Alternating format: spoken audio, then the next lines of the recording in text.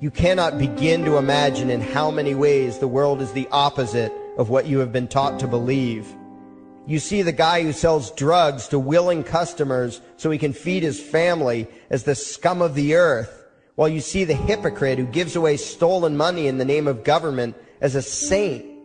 You see the guy who tries to avoid being robbed by the federal thugs as a crook and a tax cheat, but see as virtuous the politician who gives away the same stolen loot to people to whom it does not belong. You see the cop as a good guy when he drags a man away from his friends and family and throws him in prison for 10 years for smoking a leaf. And you see anyone who defends himself from such barbaric fascism as the lowest form of life, a cop killer. In reality, most drug dealers are more virtuous than any government social worker, and prostitutes have far less to be ashamed of than political whores, because they trade only with what is rightfully theirs, and only with those who want to trade with them. The upstanding, church-going, law-abiding, tax-paying citizen who votes Democrat or Republican is far more despicable and a bigger threat to humanity than the most promiscuous, lazy, drug-snorting hippie. Why? Because the hippie is willing to let others be free, and the voter is not. The damage done to society by bad habits and loose morality is nothing compared to the damage done to society by the self-righteous violence committed in the name of the state. You imagine yourselves to be charitable and tolerant when you are nothing of the sort. Even the Nazis had table manners and proper etiquette when they weren't killing people. You think you're good people because you say please and thank you? You think sitting in that big building on Sunday makes you noble and righteous? The difference between you and a common thief is that the thief has the honesty to commit the crime himself, while you whine for government to do your stealing for you. The difference between you and the street thug is that the thug is open about the violence he commits, while you let others forcibly control your neighbors on your behalf. You advocate theft, harassment, assault, and even murder, but accept no responsibility for doing so. You old folks want the government to steal from your kids so you can get your monthly check. You parents want all your neighbors to be robbed to pay for your kids' schooling. You all vote for whichever crook promises to steal money from other people to pay for what you want. You demand that those people who engage in behaviors you don't approve of be dragged off and locked up, but feel no guilt for the countless lives your whims have destroyed. You even call the government thugs your representatives, and yet you never take responsibility for the evil they commit. You proudly support the troops as they kill whomever the liars in D.C. tell them to kill, and you feel good about it. You call yourselves Christians or Jews or claim to follow some other religion, but the truth is what you call your religion is empty window dressing. What you truly worship, the God you really bow to, what you really believe in is the state. Thou shalt not steal, thou shalt not murder, unless you can do it by way of government. Then it's just fine, isn't it? If you call it taxation and war, it stops being a sin, right? After all, it was only your God that said you shouldn't steal and murder, but the state said it was okay. It's pretty obvious which one outranks the other in your minds. Despite all the churches, synagogues, and mosques we see around us, this nation has one God and only one God, and that God is called government.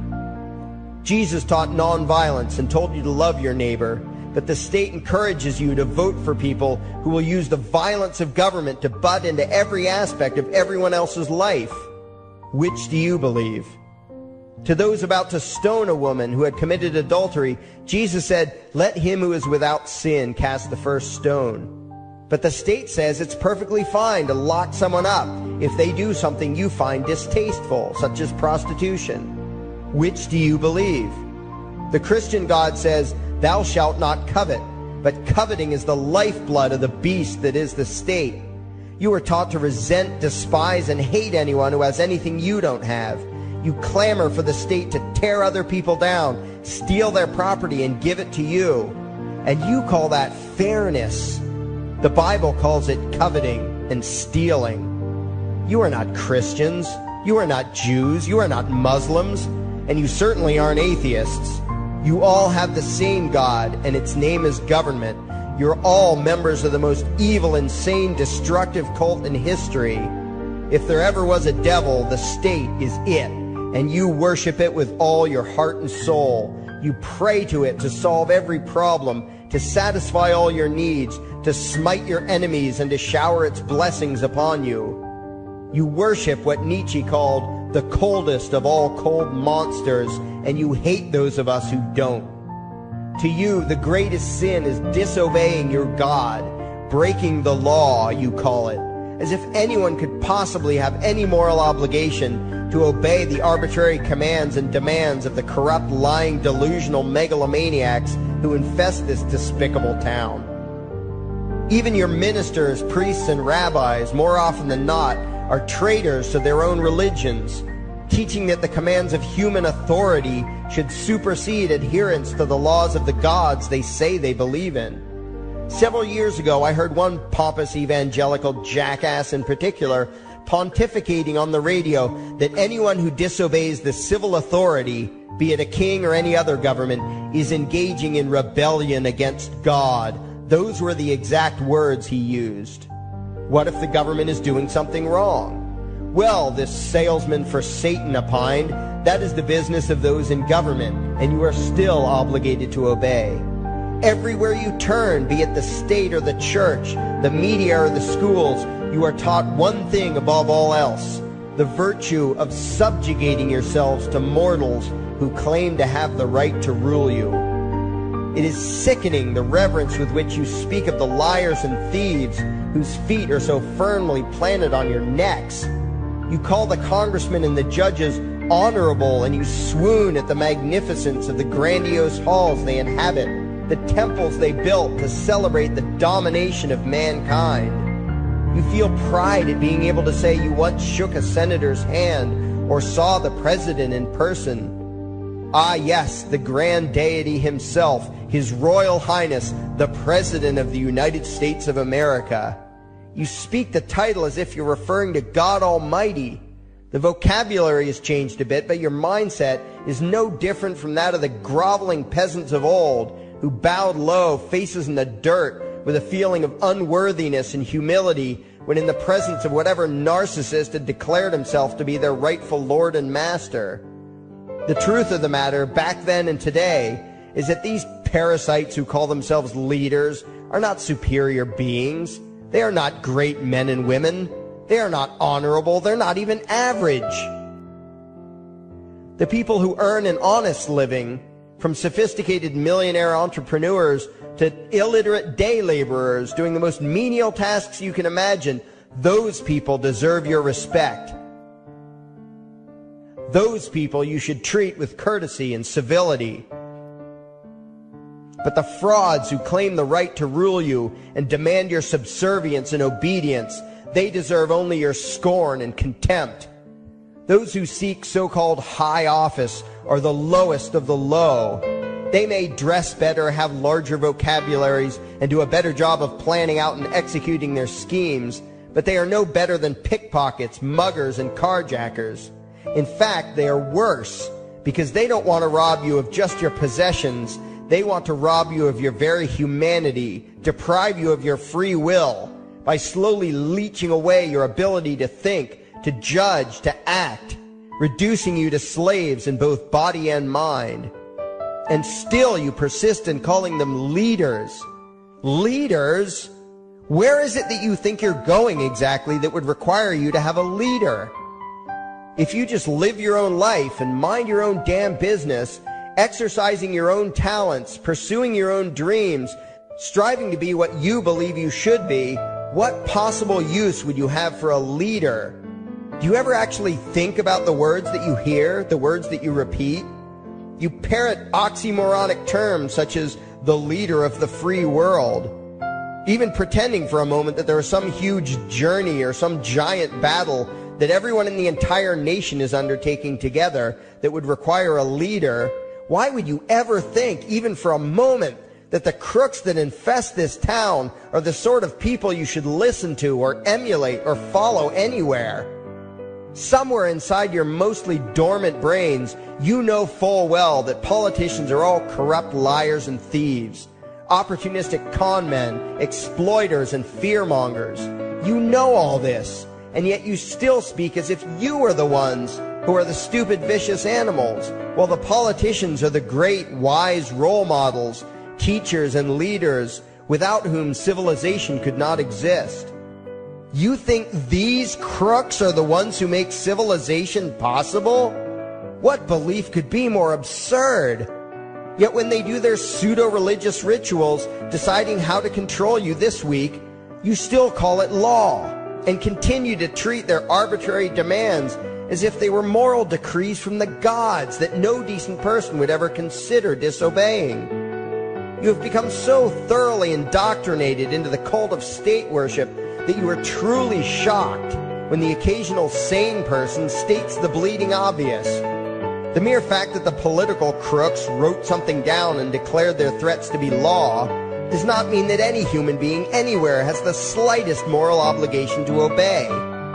Every moment of every day, in every location and every situation, you have a moral obligation to do what you deem to be right, not what some delusional bloated windbag says is legal. And that requires you to first determine right and wrong for yourself, a responsibility you spend much time and effort trying to dodge. You proclaim how proud you are to be law-abiding citizens and express your utter contempt for anyone who considers himself above your so-called laws, laws that are nothing more than the selfish whims of tyrants and thieves. The word crime once meant an act harmful to another person. Now it means disobedience to any one of the myriad of arbitrary commands coming from a parasitical criminal class. To you, the term crime is nearly synonymous with the word sin, implying that the ones whose commands are being disobeyed must be something akin to gods, when in truth they are more akin to leeches. The very phrase, taking the law into your own hands, perfectly expresses what a sacrilege it is in your eyes for a mere human being to take upon himself the responsibility to judge right from wrong and to act accordingly, instead of doing what you do, unthinkingly obeying whatever capricious commands this cesspool of maggots spews forth. You glorify this criminal class as lawmakers and believe that no one is lower than a lawbreaker, someone who would dare disobey the politicians. Likewise, you speak with pious reverence of law enforcers, those who forcibly impose the politicians' every whim upon the rest of us. When the state uses violence, you imagine it to be inherently righteous and just, and if anyone resists, they are, in your eyes, contemptible lowlifes, lawless terrorist criminals. Like the lawless terrorist criminals who helped slaves escape the plantations. Like the lawless terrorist criminals who helped Jews escape the killing machine of the Third Reich. Like the lawless terrorist criminals who were crushed to death under the tanks of the Red Chinese government in Tiananmen Square. Like all the lawless terrorist criminals in history who had the courage to disobey the never-ending stream of tyrants and oppressors who have called their violence authority and law. And that includes the lawless terrorist criminals who founded this country. Everything you think you know is upside down, backwards, and inside out. But what has to take the cake, the height of your insanity, is the fact that you view as violent terrorists the only people on the planet who oppose the initiation of violence against their fellow men. Anarchists, voluntarists, and libertarians. We use violence only to defend ourselves against someone who initiates violence against us. We use it for nothing else. Meanwhile, your belief system is completely schizophrenic and self-contradictory. On the one hand, you teach the young slaves that violence is never the answer. Yet out of the other side of your mouths, you advocate that everyone and everything, everywhere and at all times be controlled, monitored, taxed, and regulated through the force of government. In short, you are teaching your children that the masters may use violence whenever they please, but the slave should never resist. You indoctrinate your children into a life of unthinking, helpless subservience. You are putting the chains around their little necks and fastening the locks tight. And worst of all, you feel good about it. Out of one side of your mouths, you condemn the evils of fascism and socialism and lament the injustices of the regimes of Hitler, Stalin, and Mao. While out of the other side of your mouths, you preach exactly what they did. The worship of the collective, the subjugation of every individual to that evil insanity that wears the deceptive label, the common good. You babble on and on about diversity and open-mindedness, and then beg your masters to regulate and control every aspect of everyone's lives, creating a giant herd of unthinking conformist drones. You wear different clothes and have different hairstyles, and you think that makes you different. Yet all your minds are enslaved to the same club of masters and controllers. You think what they tell you to think and do what they tell you to do, while imagining yourselves to be progressive, thinking, and enlightened.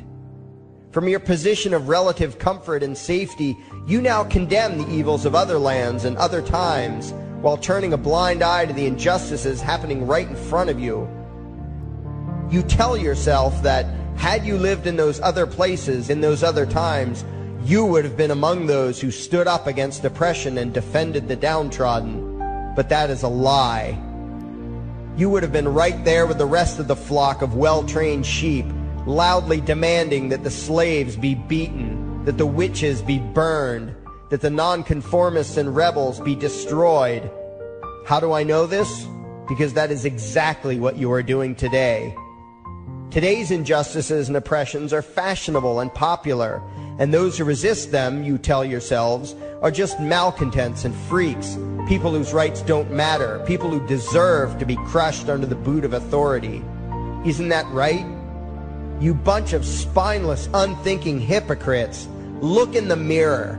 Take a good look at what you imagine to be righteous and kind. You are the devil's plaything.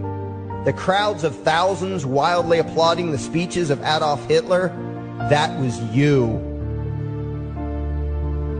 The mob demanding that Jesus Christ be nailed to the cross, that was you. The white invaders who celebrated the wholesale slaughter of those godless redskins, that was you. The throngs filling the Colosseum, applauding as the Christians were fed to the lions, that was you. Throughout history, the perpetual suffering and injustice occurring on an incomprehensible scale, it was all because of people just like you. The well-trained, thoroughly indoctrinated conformists, the people who do as they're told, who proudly bow to their masters, who follow the crowd, believing what everyone else believes and thinking whatever authority tells them to think. That is you. And your ignorance is not because the truth is not available to you. There have been radicals preaching it for thousands of years. No, you are ignorant because you shun the truth with all your heart and soul. You close your eyes and run away when a hint of reality lands in front of you. You condemn as extremists and fringe kooks those who try to show you the chains you wear because you don't want to be free. You don't even want to be human. Responsibility and reality scare the hell out of you, so you cling tightly to your own enslavement and lash out at any who seek to free you from it. When someone opens the door to your cage, you cower back in the corner and yell, "Close it, close it." Well, some of us are finished with trying to save you. We've wasted enough effort trying to convince you that you should be free. All you ever do is spout back what your masters have taught you, that being free only leads to chaos and destruction, while being obedient and subservient leads to peace and prosperity. There are none so blind as those who will not see.